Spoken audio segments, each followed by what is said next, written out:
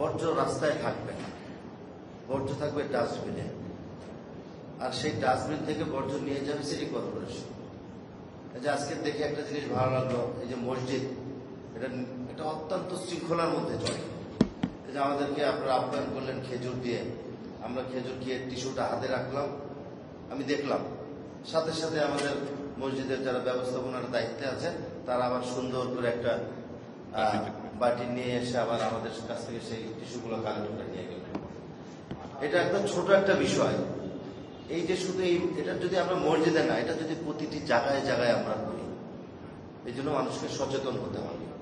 সেই কারণে আমরা আজকের এই উদ্যোগ নিয়েছি। ডাস্টবিন গুলশান জামে মসজিদে বিন, এটা কোনো অভাব নাই, চাইলেই শত শত হাজার হাজার হয়ে যাবে। যেহেতু আমরা সিটি কর্পোরেশনের দায়িত্বে আছি, জনগণের পাশে থেকে একটু ন্যূনতম তাদেরকে স্বস্তিতে রাখা, তাদের সাথে একটু কথা বলে তাদেরকে একটু সহযোগিতা করা, এটা তো আমাদের দায়িত্ব, সিটি কর্পোরেশনের দায়িত্ব।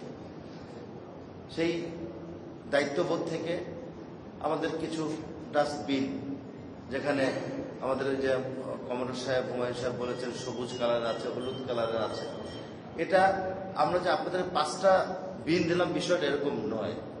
শুধু এই মসজিদের জন্য হয়তো আমরা 5টা দিয়ে গেলাম। আজকে আমরা শুধু মসজিদ না, কিছু মন্দিরেও যাব, কিছু শিক্ষা প্রতিষ্ঠানেও যাব। এটা আমরা মোটামুটি আজকে একটা আনুষ্ঠানিকভাবে গুলশান সোসাইটি এবং মসজিদের মাধ্যমে আমরা আনুষ্ঠানিকভাবে এই বিনগুলো বিতরণের একটা উদ্বোধন করলাম।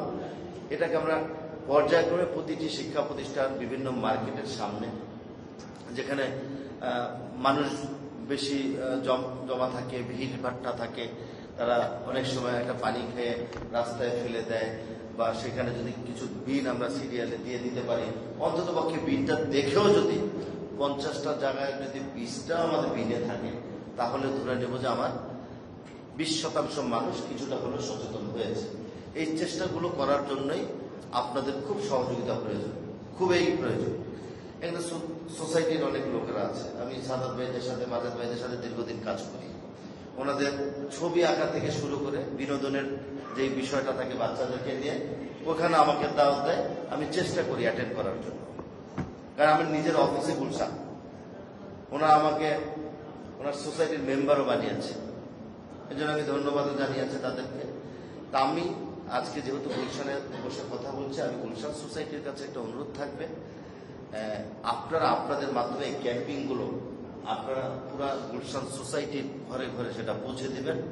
এটার জন্য আমাদের পক্ষ থেকে যত ধরনের সহযোগিতা আমরা আপনাদেরকে করব।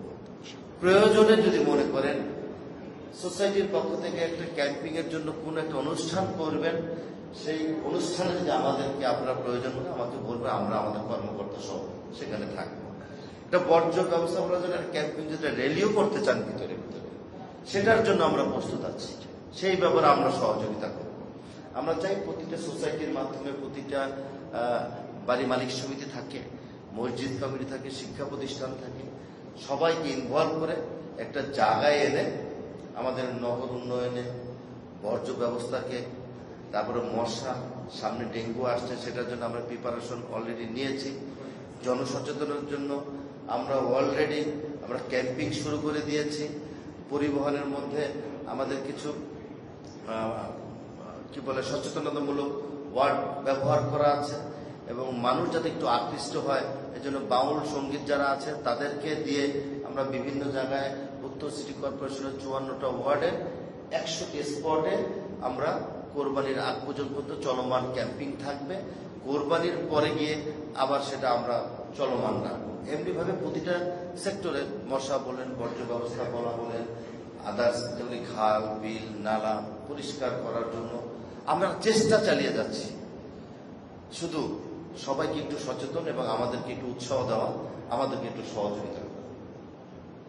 আপনারা শুধু এটুকু করেন, রাত্র 2টা, 3টা, 4টা, 5টা নেই, যখন যে প্রয়োজনে আমাদেরকেও ডাকবেন, আমরা সশরীরে হাজির হয়ে যাব।